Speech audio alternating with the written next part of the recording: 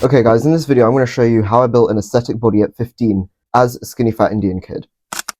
So as you can see from the transformation pictures here, I went from being a skinny fat Asian kid that looked very insecure, shy, to now looking like this confident, lean, muscular type of guy where I'm still kind of skinny because I have a low body fat percentage, but I have abs, I have defined muscles, I'm a lot more toned, and you can see I actually have muscle mass on me, whereas before I didn't have basically any muscle mass on me. I had somewhat abs that you can see, but they weren't really defined because I had a lot of skinny fat around me. Babe, wake up. Lanny dropped another one.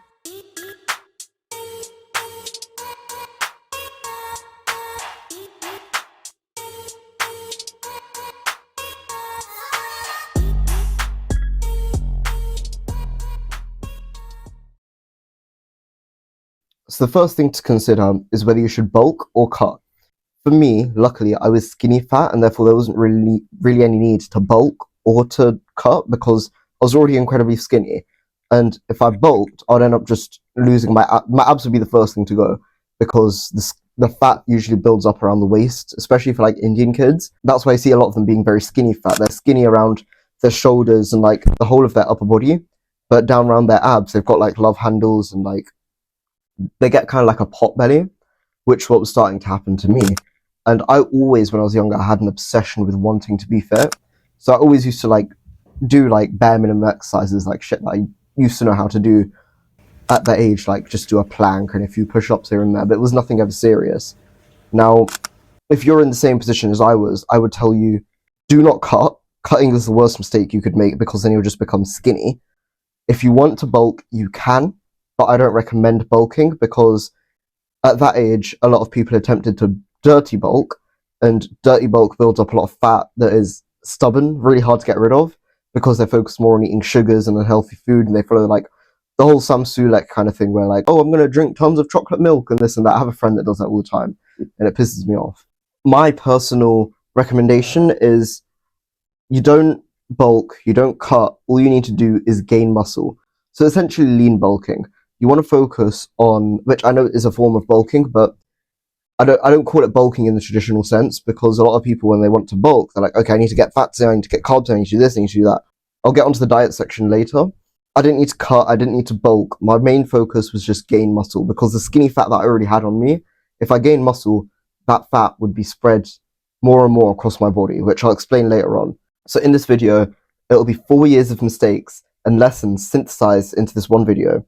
So the reason that I'm making this video is because I don't want you to make the same mistakes as me and waste so much time on small little things that could literally take years off your gym progress if you want to get an aesthetic body. Now, the big three for this specific topic. So there's always a big three main things that you should specifically target that'll make the most progress towards your goals. With this, training, recovery, and mindset. Now, these aren't in any specific order. I think all three are the most important altogether. So you need to focus on making sure that you have all three in equal amounts, with equal amounts of intensity. But anyways, let's start with training first. With training, I've already made a video on different exercises that you can do that I personally have done that I've felt work the best for me in terms of trying to grow specifically for aesthetics and making me look better, and like all the little tips and all that sort of stuff. I've got that linked up in the video up here. So go watch that video yet if you haven't.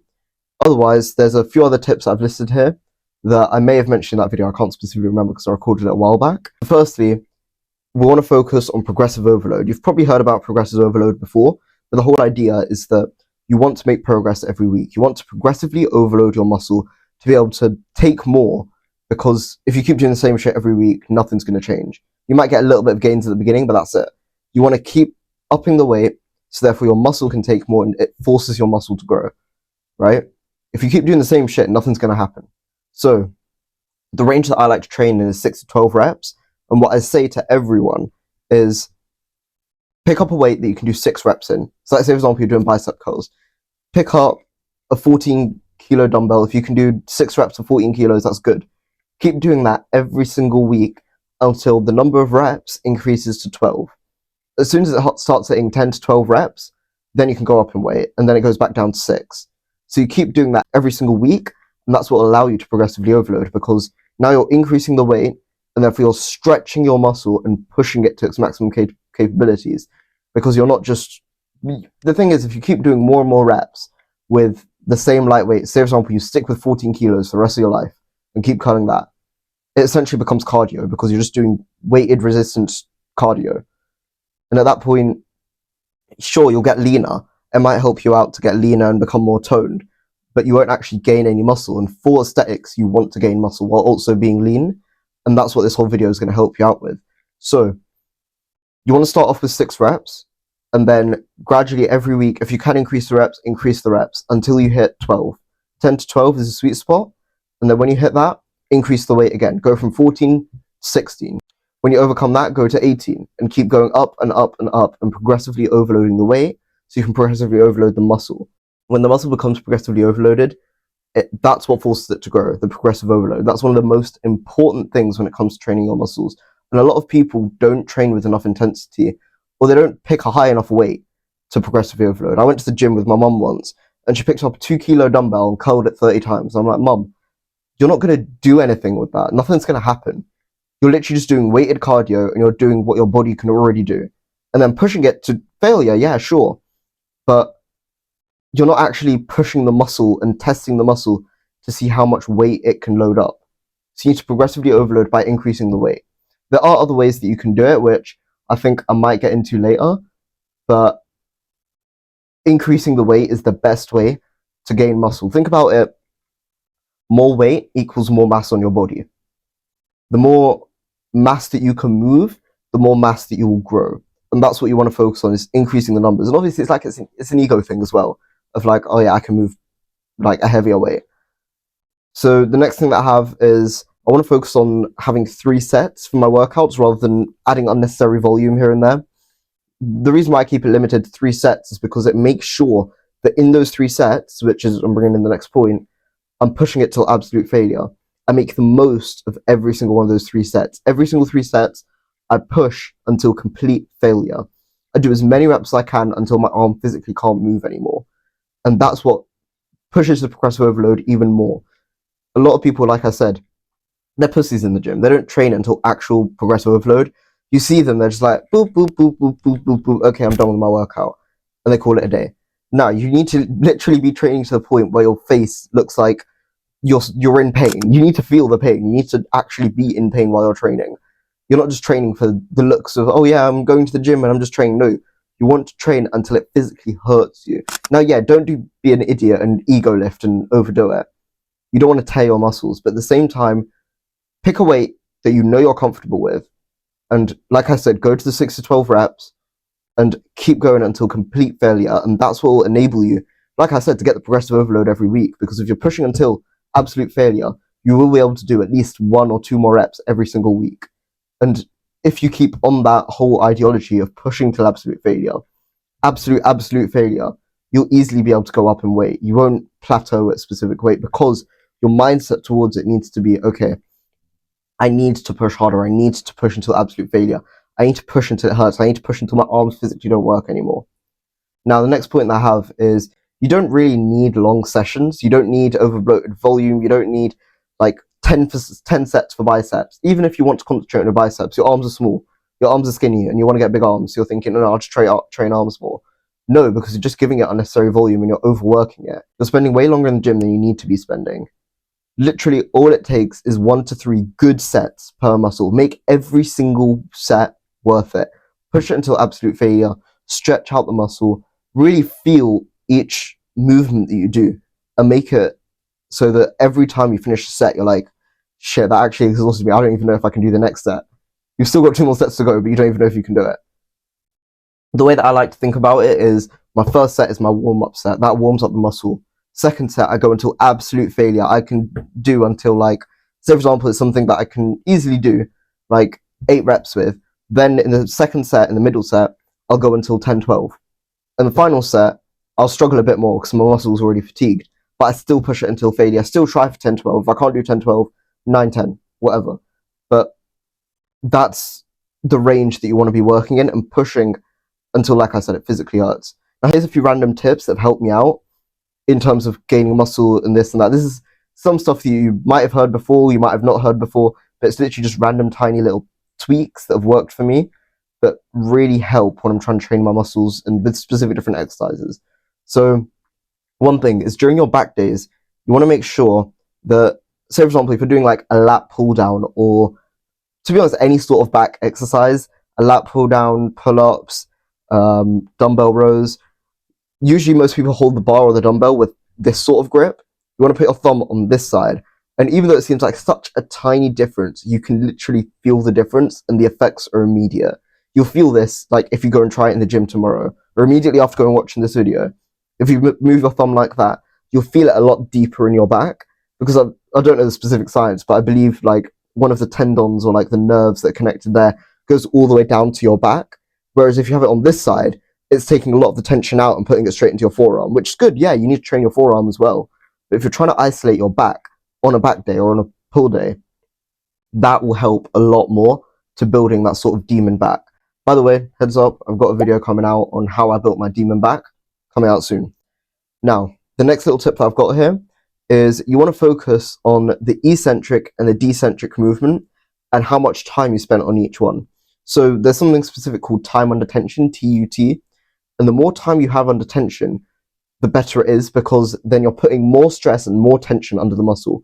A lot of people, when they do their workout, is another thing that I want to mention, which I haven't really written here, is a lot of people want to rest their muscles. Like at the end of the curl, they just drop the weight and hold it against their legs, take a rest for a second, and then do it up again.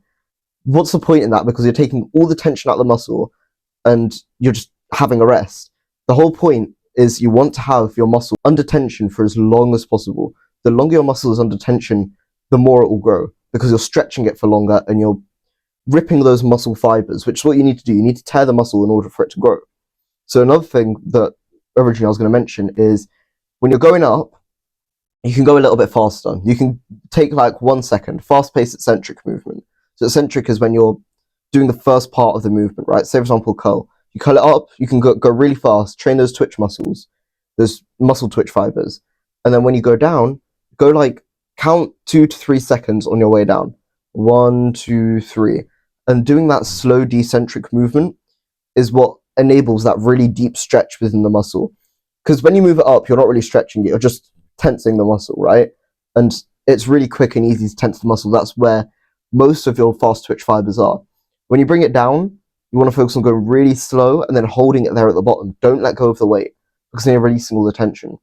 You want to hold tension in the muscle for as long as possible. There should be tension in your muscle all throughout the entire set. You shouldn't be resting in between your reps. What's the point in that? Then you're having a 1 rep set. You get what I mean?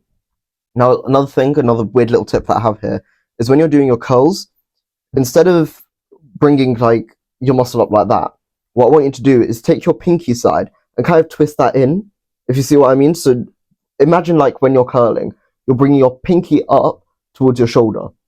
And doing that little movement, you'll feel it actually. If you do it with me now, you'll feel it tenses the bicep in a different way, because I believe it targets the short head of the bicep a little bit more, which enables you to get that little peak that everyone really wants when they're trying to get an aesthetic body. You want that peak in your biceps, so when obviously you flex them, it looks more rounded and you get those like golf ball type of biceps where it literally looks like you've got a ball there, which is making it look really aesthetic, and it gives you those big biceps, and that's what you want. So make sure you're like curling up with your pinky first. Next little tip that I have here is to keep your shoulders almost hunched over when you're doing a lateral raise with your lateral delts. So what I mean by this is, instead of just like standing there like, ooh, you look like you're trying to fly if you do this, if you're just going up and down like that. You want to almost hunch over, like you'll be like, ugh. Like, you know how those fucking guys try and always flex like, oh, like that. That's the kind of form that you want to have when you do the lateral raises, because that isolates the lateral delt, which is what you're specifically targeting. So a lot of these tips I'm going to mention, I'm talking about isolating a lot more, because you want to isolate. If you're not isolating the muscle, then you're training groups of muscles, which is still beneficial, especially for a beginner. However, isolating and focusing all of your energy into one muscle allows all your energy to go to that muscle, right? Like, it's kind of self-explanatory. I don't really need to explain this to you, but if you put all your energy into that one muscle that you're trying to train in that specific set, then you can juice the maximum amount of effort out of it, the maximum amount of strength that you can get out of it, and you can progressively overload it till absolute failure. And that's what you want. That's what you need if you want to get those gains, right? So another thing which I don't think I've mentioned here, I keep thinking of random things like I mentioned. When you're training, sometimes it's better to train one side of the muscle. So like say for example, once again with curls, instead of doing like a straight bar curl or an easy bar curl with both arms, it's sometimes more beneficial to just do a single arm curl on both arms, because then when you're doing the curl, you can allocate all of your energy and all of your like focus and attention into that one muscle. If you think about concentration curls, you're doing them single arm because you're concentrating on the muscle to get that mind to muscle connection. You can't really do that when you're focusing on two different biceps. You can split your eyes and look at both different muscles, but like you need to focus on one muscle and get that full tension and full stretch out of that one muscle, and then afterwards you can move on to the next one. Next tip that I have here is training your legs actually releases a lot of testosterone, because in your legs there's a lot of testosterone stores. Now, I don't know the specific science, but your legs do store a lot of testosterone, and I've noticed this every single time after I train my legs, my testosterone is higher. Indicators of my testosterone being higher, my confidence, my ego, my blood flow to specific areas, if you know what I'm talking about. But all of that is a lot more intense after I've had a good leg session. So if you think about it smartly, this test increase that you get, testosterone increase, lasts for quite a while as well. So if you plan it out properly, what I've done is that first day in the week, Monday, I train legs. So it sets me up for the rest of the week. I get a testosterone boost that lasts me for the rest of the week. Keeps getting re-amped up by each session that I hit, because training normally increases testosterone as well. But legs specifically increase it a lot more. So if you train legs before the specific muscle that you want to target, that you have a weakness in, say for example, you have a weakness currently in your biceps and your back, and you want to specifically train biceps and back a little bit more, or you want to train it with more intensity, you know when you have a higher level of testosterone flowing through you, you can train with more intensity because you have that greater drive and like almost masculine zest within you to train harder. So what I've done, like I said, legs on Mondays, Wednesdays I do my back and bicep session, so I can train it with a little bit more zest and energy to get that final little stretch out. Like literally all these little small things, they sound so tiny and minute, but it genuinely has helped me to make immense gains. Like I've seen more gains in my biceps for the past 3 months since I've been training like this, where I've put my back and bicep session after my leg session. I've seen more gains in my biceps literally just because of this one small tiny change. So trust me on this. This is a huge thing that can help you out so much if you're struggling with like one specific muscle group. Now, next thing that I have for you, if you train fasted, I'll get onto diet later, but if you train fasted, I like train fasted, you can tend to lose a lot of energy when you're training, especially when you're training really intensely, which you should be. So one thing to keep up your energy is electrolytes. Now, you've probably heard about electrolyte sachets, those little tablets that you get. In my opinion, all of that is bullshit. You don't need any of that. You don't need to go waste your money on any electrolyte sachets, Imangaji's Big Day, any of that shit. Sometimes, yeah, it's useful to have, and you can get a different range of electrolytes from that. But what I personally do is, if you're like, I'm a student on a fucking budget, obviously I'm going to need like cheap options, and I'm coming in clutch with you here. So what you want to do is have some water. Obviously, you're going to be drinking your water at the gym. Now, in your water, put a little bit of salt, maybe some lemon juice if you have some. If you don't have lemon juice, just put some salt in your water, shake it up, put like enough so you can taste it, but not so much that you know it's going to increase my sodium levels by a shit ton. Because when you do this, you do want to keep an eye on your sodium levels, because you don't want to give yourself a kidney stone. If you have too much sodium, you will end up giving yourself a kidney stone. So just be a bit wary of how much salt you're putting in your food after this. But put more salt in your water when you go to the gym, and then just drink that in between your sessions. It'll give you a little bit of an energy boost. Sometimes you can actually feel the difference, because there's been several sessions that I've had where I'm going really intense and there's literally sweat dripping from my body, and I genuinely feel like I'm going to pass out because I train fasted. So to prevent this, two things that I do is the electrolytes, and I have sometimes a little bit of carbs just before my session to give me that extra bit of energy, just to make sure I'm like not fully fasted. I still have something in my system to keep me going. Now, next thing that I have is different types of music that you can listen to. Now, this is one thing that I noticed very, very early on when I was training, is the types of music that you listen to can have a huge impact on your gym session and how well it goes. You could be sitting there listening to like your average pop playlist of like, I don't fucking know, Taylor Swift, shake it up, shake it up. Maybe that gets you going in the gym. I don't fucking know. But if you have like a really nice gym playlist that gets you going, it gets you in that mood, specifically before you go to the gym, you want to feel amped up to hit the session. When you get in that mood and get in that mindset, like, yeah, I'm going to hit this, chest day, rah, rah, rah, I'm going to hit it, like, you just feel so amped for it. You get excited for it. And music puts you in one of the best mindsets for that, because I think I've mentioned this in a previous video, where music, you can use it to control the hormones that your body releases. If you can use music to your advantage and get it to release dopamine, serotonin, and all this sort of stuff directly before your gym session, you're feeling amped to hit the gym session. You're like, yeah, shit, I'm going to hit it. I'm going to hit this. I'm going to hit that. I'm going to hit this. I'm going to hit that. You just have more energy. You have more blood flow going through your body. And you want to feel amped like that before you go and hit the gym, because it gets you in that mind space and that mind frame. You don't want to be going like, oh, I'm just going to hit a little casual gym session, blah, blah, blah, 1% better every day. At least I'm hitting the gym. Yeah, sure, at least you're hitting the gym, but that's for pussies. That's for beginners. You can get yourself in the gym easily. You want to make sure you're getting the best out of every single gym session. This is one of the best tips that will help you out to hit a really good gym session. Now, another point that I've put here is friends or no friends. You want to figure out whether you train better with friends or without friends. Now, what I've figured out is, personally, if you've got the right group of friends that get you amped up and actually motivate you and you can train properly with, well, okay, there's two groups, right? Right group of friends, they'll amp you up, maybe they're even stronger than you, and because of that competition masculine sort of factor, even for women, that competition sort of factor where like, shit, they're training harder than me, I want to kind of beat that. You get that, and that is really good for your training. That will push you harder. Or the other side is you have friends who are below you in terms of progress and you train them. And the reason being I list that here is because having people below you in terms of their performance and their gym progress, that keeps you accountable in terms of actually training them, because then you have to go ahead and be like, okay, you're trying to sit there and motivate them and be like, okay, do 10 reps. I know you can do 10 reps. They hit 5, you're like, no, do 5 more. And then they do the 5 more, and then it comes time for you to hit your set. You've just told them to do 10 reps. If you can't do 10 reps yourself, you're a fucking pussy. It sounds funny as fuck, but you're a pussy if you can't do what you yourself are telling someone else to do. And because of that, it keeps you accountable to almost stand up to what you're saying and do more, because you're the one that's guiding them. You're the one that's telling them, do this. You need to be able to do more than that to prove that you're worthy enough to listen to. Why are you good to listen to? Why should I listen to you if you can't even do what you're asking me to do? Do you understand what I'm trying to say?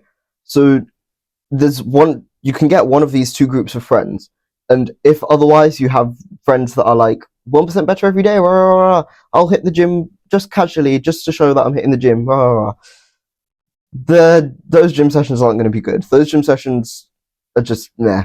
You can try and push them, like I said, try and motivate them to go harder and this and that, but most of the time, a lot of people, when they have their mindset on, oh, I'm just going to hit the gym casually, they're just going to hit the gym casually. Anyways, I've been yet to find friends that are actually like higher up, have made more progress than me and actually push me. Hopefully I find that soon, because I really want to experience that. But I've experienced it once or twice with a few guys, but not like consistent gym sessions, because they get quite busy. So I do know that they're really good. But if you find people who have made far significant greater progress than you, don't be a little cuck and be like, oh, but I'm gonna feel insecure when I'm training next to them and I can't hit enough higher weight and rah rah. Use that as fucking motivation. Use that as fuel. Think, you know what? I'm gonna train with this guy, and even though I'm weaker than him, I'll be surpassing him because he's able to give me his knowledge. He'll forget and trip up on his knowledge. I've done that so many times. I've trained people that have surpassed me because I've tripped up so many times, and they've been in that, like, they've been down here, and they've surpassed me because I've had breaks and I've tripped up and I've been in ruts and this and that, whatever the fuck. They've all gone through that as well, but because they've had my advice, my direct advice, they can easily surpass me. They can make progress 10 times faster than I can. Make me your competition. Train harder than me. I'm giving you the advice right now so you can do that, so you can avoid the mistakes that I've made. And try and find friends that you can hit the gym with, where you can get that direct influence every single time that you train, right? Now, the final tip that I have on like weird little random tips for training is you want to change your routine every few months. If your body gets used to training the same routine every single time, oh, we're going to do 3 sets of bicep curls, and then after that we're going to do three sets of lat pull downs. After that we're going to do 3 sets of dumbbell rows. Your body gets used to it, and even though you might be progressively overloading and changing your time under tension, this, that, whatever, increasing tension in increasing intensity in whichever way, your body gets used to that sort of training, and your muscle just becomes accustomed to it, and you don't feel it as much as when you first hit that session for the first time. So changing your routine, even the order and the way that you do things, can have a significant impact on the levels of growth that you can get. And obviously you don't want to change your routine every single fucking time, because that's long. But every few months is enough. I change mine every 1 to 3 months, depending on how like optimal it is or whatever the fuck. You don't need to train for optimization, but you do want to train of like, okay, let me change this exercise, let me switch it up from doing normal bicep curls to doing Bayesian single arm facing away from the machine cut. I don't fucking know, but you know what I mean. Change up the routine, as Arnold Schwarzenegger likes to say, shock the muscle. Because you've now shocked the muscle. But it really helps. It genuinely really helps. I kept on the same session for like a year, the same routine, and I made basically zero progress. I gained a tiny bit of muscle, but like slivers compared to what I could have gained if I literally just changed my session or changed my routine every few months. Now, on to the next session, mindset. The mindset that you have towards your training can literally change your sessions from being that 1% better every day casual lifter to being a fucking gym bro, where you're literally people are gonna look at you and think this guy is trained like a fucking maniac, and you want to be that guy that's trained like a maniac if you want to make the gains that you want to make. If you want to be aesthetic, if you want to make significant progress in your goals, you want to be trained like a little bit of a maniac. You want to be that crazy guy. So the first point that I have here is discipline. You want to be disciplined with your sessions. Going to the gym is the best thing to train your discipline, your consistency, all of that sort of stuff. You want to be disciplined with it. Going on the days, even when you don't feel like it, is the glue that holds your consistency together. I say this all the time. The days that you don't want to go are the days you should go. Those are the days especially you should go. Because if you go on the days that you really don't feel like it, the days that you do feel like it are going to hit even better, and you'll make even more progress. Because even if you have a shit session, at least you still went. And I know at the beginning of this video I said, oh, that's pussy shit. But sometimes you do need to take a step back and go back to that pussy shit. Even if you get in a rut or some shit, you need to think, okay, how did I start off? I need to go back to the initial steps that I took to start off to get me back into what I was doing. You can't immediately, after you like, say for example, a year ago you hit 100 kg bench press with the barbell, right? You took a month off the gym. You're not immediately going to go back and hit 100 kg bench press again, are you? You need to start back with like a lower weight. Maybe you might start with 50 kg. Do that for 12 reps and think, oh, actually, no, you know what? I can go higher. 60 kg for 10 reps. Okay, I'll work with this for this week. Next week, I'll bump it up to 65 maybe. If I can't do 65, 62.5, whatever. But you bump it up and you progressively overload until you can reach that same thing again. So even if you get yourself in a rut, even if you have a shit session that day because you're not really feeling like it, you're not really motivated, you didn't listen to the right music on the way, and you just feel really tired, you still went to the gym. You still got something out of it, rather than nothing, rather than not going. The final point on mindset, because mindset is very self-explanatory, but make 90% of your thinking about this specific goal. If you're really intentional about wanting to be big, wanting to gain muscle, wanting to have an aesthetic body, it must be 90% of your thinking. Not even 90%, but 100%. I haven't put 100% because obviously you have other things going on in your life, you have other responsibilities, shit happens, whatever. But make most of your thinking about this goal. The content that you watch, your diet, which I'll get into in a second, every single waking second you should be thinking, pardon me, okay, I'm going to hit this in the gym today, I can't wait to hit the gym, I'm going to do this, and then when you come back from the gym, I'm not saying spend the entire day at the gym, but when you come back from the gym, think, okay, this is how well the gym session went. this is what I can improve on next time. Oh, I remember when I did the bicep curls, I didn't focus on the decentric, I didn't stretch out enough. I'll make sure next week, in my next week push day or pull day, I'll make sure that I go a little bit slower on the decentric. I'll make sure for my chest day tomorrow, I focus more on the decentric so I get that habit instilled in my mind. If you make 90% of your thinking about this one specific goal, which is exactly what I did back when I was 15 and I was training specifically for aesthetics, I revolved basically my entire life about it, and I was like, okay, I want to do this. Every single video that I watched, nearly everything that I learned at that time was about going to the gym, training, different exercises, different routines that I can hit, PPL, Arnold's workout, bro split, all of that sort of stuff. I spent literally years of my life learning about it, so I can tell you about it right now. You're making the right step by watching this video right now to learn about it. So good on you, but watch more videos. When you're sitting there eating your protein meal after your gym session, watch videos, learn, make notes, think, okay, how can I make my gym session better? How can I recover better? How can I approach my gym sessions with more of that amped up, confident, feeling? How can I feel more energetic for my gym sessions?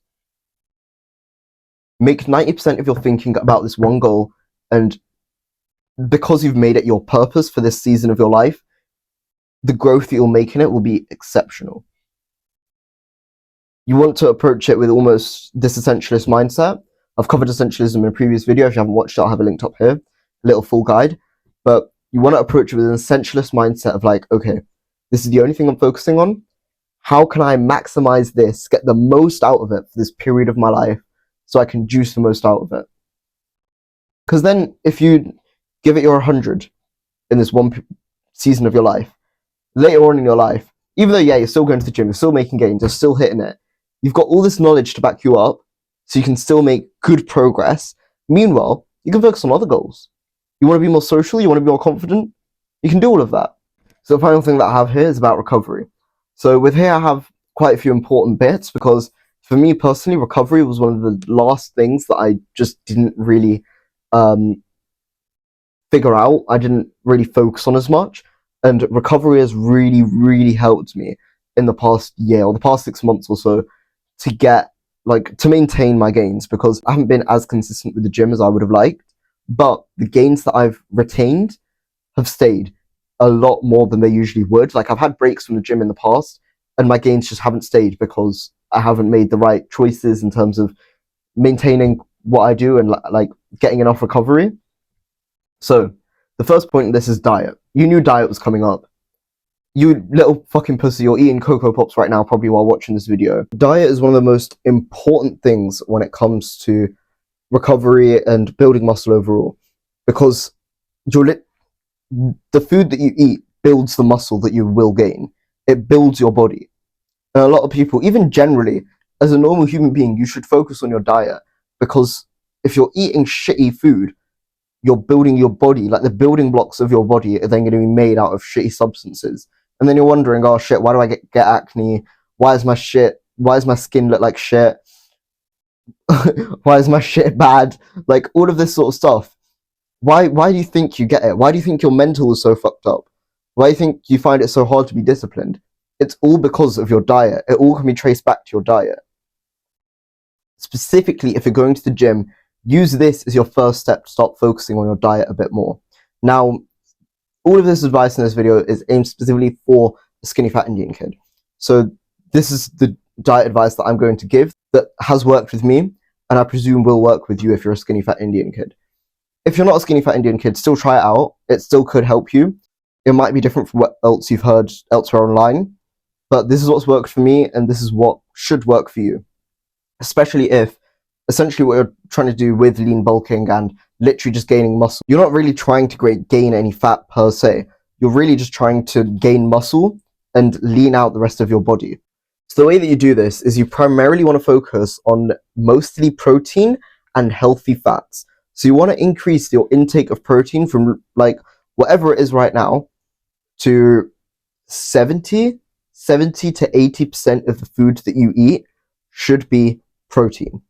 Now, the reason for this is, one, you need to hit your protein intake. If you don't know how much protein you need as a beginner, you should already know, but if you don't know, it's around about the same number of grams as your body weighs in pounds, if that makes sense. So weigh your mass in pounds, convert it. So if you're weighing it in kilograms, it's like 50 kilos. Convert that to pounds, and then that number is how much protein you should be getting in grams. Even though it's in pounds, like, it's a bit fucking weird. If you want to be getting a little bit more, like a little bit more surplus than that, it could be beneficial. So multiply that number by like 1.2-ish. If you want to really, really go a little bit extra mile, multiply it by 2. That's way more than enough protein that you'd ever need. So a lot of protein and a lot of healthy fats. Now you might be thinking, fats? Fats are unhealthy. Healthy fats. There's a difference between unhealthy and healthy fats. If you're watching this video, you probably already know, but for the people that don't, let me explain. So, unhealthy fats are things like PUFAs, polyunsaturated fatty acids, which are your seed oils. Seed oils such as vegetable oil, sunflower oil, canola seed oil, all of that sort of stuff. Healthy oils are olive oil, coconut oil, avocado oil. You want to get your ghee, your purified butter, your animal fats like duck fat, cow fat. There's another word for cow fat, I forgot it. But all of those sort of fats, like even when I'm cutting my chicken breast, a lot of people like to cut the fat out because they're like, oh, lean bulk, I want to stay lean. Keep the fat in, because that fat is what's going to give you nutrients like your vitamins. It's going to give you energy for your gym sessions. And the thing is, that fat is what your body is meant to use as an energy source, not carbs. Well, okay, sometimes carbs, but fats are a lot better as an energy source because they're a lot more easier to burn. Whereas carbs, they first, when your body digests them, they get digested into sugars, and that sugars get stored as fat in your body because the sugar has nowhere else to go. And that fat becomes really, really stubborn fat, which has led you to have this skinny waist, this skinny fat sort of physique in the first place, where you have a bunch of fat around your waist with stubborn love handles. That's what you want to get rid of. The Indian diet generally consists of a lot of seed oils and a lot of carbs and all of that sort of stuff. You want to kind of detract from all of that sort of stuff and focus more on having more protein and more healthy fats.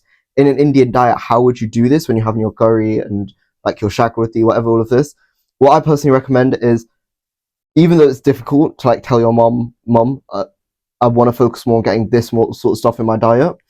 What I do is, because I'm not going to say that to my mom, still eat your mother's cooking, but increase the protein intake. So add like minced chicken or minced beef if you're like, obviously Indians can't have beef, but if you're not Indian, minced beef, all that sort of stuff. Add it to your curry. Reduce the amount of naan bread or like rotis that you're having, and then like have, instead of like, I used to have 4, now I have 1 or 2, maybe sometimes 3 at a stretch. I increase the amount of protein. I have eggs, I have like chicken on the side, anything like that. And I also generally throughout my day have more chicken and more healthy fats. If I'm cooking, I make sure I'm cooking with butter or olive oil. Never cook with seed oils. I've trying to tell my mum, stop using sunflower oil, stop using vegetable oil, but she doesn't understand how unhealthy it really is for your gut microbiome. And it's literally the reason why your skin's so unhealthy, your brain feels so foggy. All of these things can be linked back to you consuming shit like polyunsaturated fatty acids and shitty foods like first thing in the morning, bombarding your body with carbs, having cereal and sugary shit. Really think about it for a second. Is it smart to, the first thing in the morning for you to be eating is some sugary ass cereal where all you're getting is carbs and sugar, and carbs are sugar. So all you're doing is basically eating a few spoonfuls of sugar in the morning. Was that healthy? Doesn't really sound healthy, does it? Sugar is going to be your worst enemy when it comes to trying to make gym progress. Now, yes, sugar can be useful as a very quick energy source before and after gym. Some powerlifters like to have like little sweet snacks during their gym sessions because it can give a little bit of an energy boost. But this is in very, very small amounts. You're not going to be eating whole bowls of cereal or like chocolate milk like Sam Sulek. Look at how bad his skin is. And you're following his diet advice. Now, okay, maybe I don't have the best skin right now, but I've basically never had spots in my entire life. I have one right there right now because of my beard. My beard obviously has a lot of oil in it. Generally, because hair contains a lot of oil. But other than that, I don't really get spots. Because I focus more on my diet. I have healthy fats, which allows me to retain being lean. Even though I'm consuming a lot of fat, I literally drown my eggs in olive oil. I drown my chicken in olive oil when I marinate it and when I cook it. But I'm still incredibly lean. I'm 8% body fat. Now, sorry, I had a little rant about that. But mostly protein, we've already covered why. Also, it'll help you get rid of brain fog, and also protein is the most satiating source of food. So the more protein you eat, the less normal food you'll have to eat, because protein just fills you up a lot more. Think of like why Snickers always has that advert of "you're not you when you're hungry," and they advertise it as something like a quick snack to have when you're hungry. Because protein generally is really satiating. Obviously, I'm not saying have Snickers all the time, but the protein from the peanuts that are in Snickers bars, they satiate you a lot more. So when you eat, especially if you're trying to not cut, but you're trying to cut back on the amounts that you eat, because you do tend to eat copious amounts of food. There was one time where I stopped going to the gym for a few months, and I was still eating the same amounts, and I hadn't really focused on diet at this time. I got fat. I lost my abs because I was eating copious amounts of food, and I wasn't focusing on eating protein, which is more satiating. I was having carbs, which actually make you hungrier. Get more protein in your diet, get more healthy fats, reduce the amount of carbs, but you can still have carbs just before and after the gym. I always have my big meal of the day after the gym. I have like what? Say for example, if I'm having eggs and waffles, right? Which is a traditional breakfast dish. It's not unheard of to have eggs and waffles. I would have 6 eggs and 1 waffle. You don't need to have 2, 3 waffles.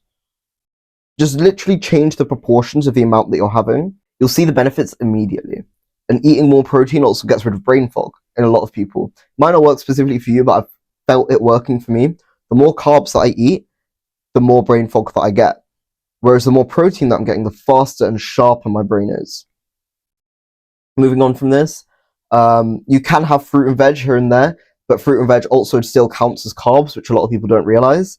So, say for example, if you're going to go to the gym, beforehand you can have a banana. A banana is a great pre-workout source. The potassium has the electrolytes, and it's just generally really healthy to have before the gym. So you can have fruits and veg here and there. You want to mix it in your food a little bit. So like I said, so for example, if you're having eggs and waffles, let's go back to that dish. In there, you might want to add some like tomatoes to your eggs, make it a little bit more, throw in a little bit. But you want the majority of the dish, the majority of the makeup of the dish, to have more protein, less carbs, and even less fruit and veg. Which sounds really fucking stupid from all the nutritional advice from all the doctors you've got. An apple a day keeps the doctor away. Apples are good, apples are healthy, but you don't need like 50 apples in your diet. Next thing, you want to rest in between your sets. So obviously you want to rest in between your sets, but it's about having a productive rest. I've always noticed in my gym sessions before, like back in 2021 to 2022, I would always, in my rest sessions, just scroll on TikTok, Instagram Reels, YouTube Shorts, all of that. I would get lost in them for probably like 10-15 minutes in between my sets.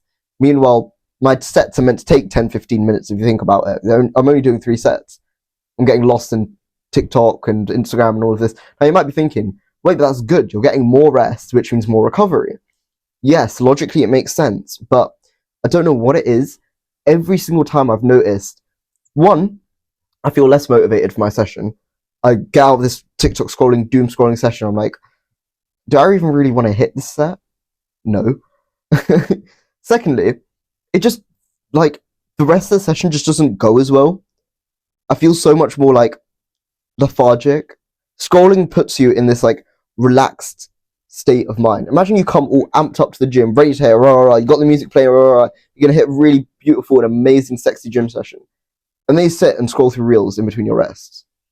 How do you think that's going to change the hormone engine that you currently have going on in your body? All that serotonin and dopamine is going to turn into cortisol because you have to focus on something new every 10 seconds because you're scrolling. Your dopamine receptors are going to get fried. Just training or just hitting a good set isn't going to make you feel as good anymore.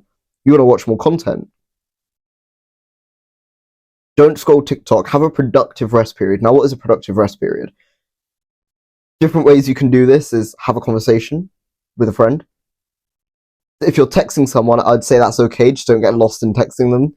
Drink water, obviously, in between your sets, like walk around the fucking bench area, do all those little autistic things, even though they're like fucking weird. You see yourself walking in a fucking circle, even though it, even though it seems so fucking weird in the time that you're doing it, it's a lot more productive than sitting there and scrolling. You know what I do? Sometimes I'm literally sat there editing in between my gym sessions. So I'm there thinking like, yeah, I'm getting work done. I'm hitting an amazing gym session. Rah, rah, rah. You want to have a bit more of a productive rest session.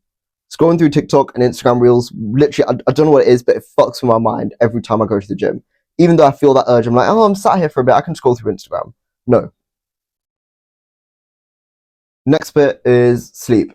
You want to focus on getting. You can probably tell I haven't had much sleep before this, but sleep is still very important for recovery. Most of your gains are made during when you're sleeping. Most of your fat is burned when you're sleeping, because that is the period when your body decides to actually, like, that's when you get the gains out of everything that you've done throughout the day.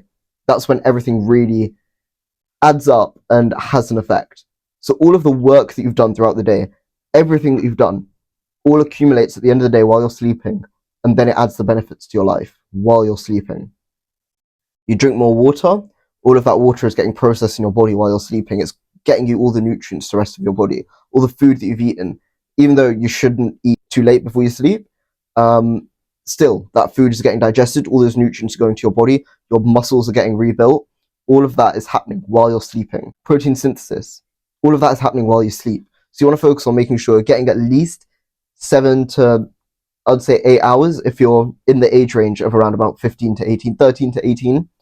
7 to 8 hours is more than enough. 6 to 8 hours is more than enough. But make sure you're getting enough rest. You want to make sure you're allocating enough time to sleep, like before your gym sessions, after your gym sessions. I'm not saying sleep throughout the day, but you know what I mean. Get enough rest to make sure that your gym sessions aren't going wasted. What's the point in going to the gym if you're not even going to fucking recover from it? You're not going to get any of the gains. What's the point? Make sure you get enough sleep. Make sure you focus more on recovery. The next point of recovery, do cardio after your gym session. A lot of people like to come to the gym and be like, I'm going to do a little warm out. I'm going to hit the treadmill, go on the assault bike, and that'll get my blood flowing through my body. Good. Yes, that will do that. It will give you a little bit of a warm up. But the reason I do cardio after my gym session is, think about it. You're getting the blood flowing through your body. The blood is hitting all of your muscles simultaneously, because it's like almost a full body workout while you're doing cardio. The blood is flowing, you're breathing a lot more. Oxygen intake is higher. Your muscles are getting more oxygenated.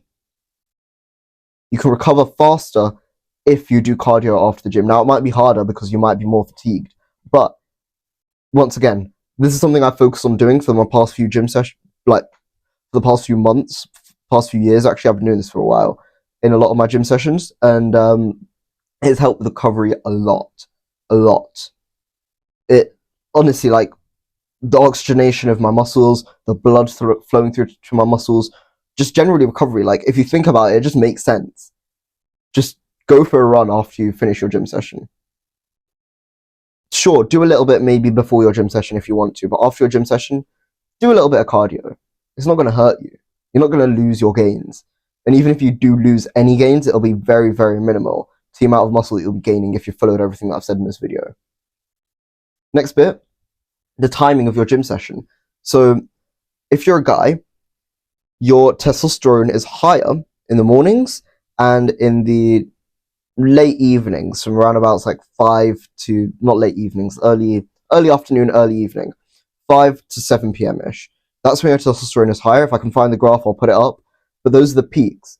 So personally for me, I like going first thing in the morning, set up my day, wake up, bang out a little bit of work, hit the gym, come back, eat, get ready for my day. And that's like my whole morning routine almost. But ideally, you want to hit it at the time that you feel is more optimal for you. Morning might be optimal for you, it might not be. You might not be a morning person, even though I hate the whole idea of that, but whatever. Maybe it's going after work. Maybe you feel better to go to the gym after work. Find the time that works for you and hit the gym at that time, because that's when you know you'll be in the best mood. You want to optimize the times that you're going and how to come into your gym session with the most energy and the most, like, oomph to make it the best session possible, right? Next point that I have is water consumption. you want to drink a lot of water. Drink water during your rest periods. Drink water all throughout the day. You want to be drinking at least 1 to 2 liters, probably more than that. You want your piss to be clear, crystal clear. Reason being for this is because water circulation throughout your body can help you recover better, helps deliver the nutrients that you need. Drink good water. Drink like bottled water, mineral water. Tap water is shit if you don't already know. I'll have a video about that in the future. But make sure you're drinking enough water because it really helps with recovery. Final point, electrolytes. I've mentioned this before, but having electrolytes throughout your day generally as well can really help with recovery because you want to get electrolytes in your muscles to make sure you're getting that recovery, make sure you're giving that energy, because electrolytes have they're like tiny little boosts of energy is what I like to think of them as. So give that little boost of energy to your muscles and get that recovery throughout the day. Potassium in your bananas, lemon juice and salt in your water. Literally just the small things, small little shit like that. Having that first thing in the morning when you get your water in the morning, that will help so much more with recovery. And the faster you recover, the better, because the more gains that you can get, the more you get out of a gym session. Think about it. Okay, training in the gym, that's me doing the work. Now, to see the results of my work, I need to recover. To make sure I'm training hard enough in the gym, I need to have the good mindset. So the mindset, then the training, and then the recovery. Even though the recovery is the final bit, it's the most important. Because if you don't do it, you're just going to be sitting there training for no fucking reason, getting absolutely no gains whatsoever out of your gym session. There's no point going to the gym if you're not going to recover properly. Finally, there is no finally. That's the end of the video. Hope you enjoyed. Like, comment, subscribe, engage. If you enjoyed the content in this video, if you really think it could help someone else, like it has helped you, then please engage so it can reach other viewers. See you guys in the next one.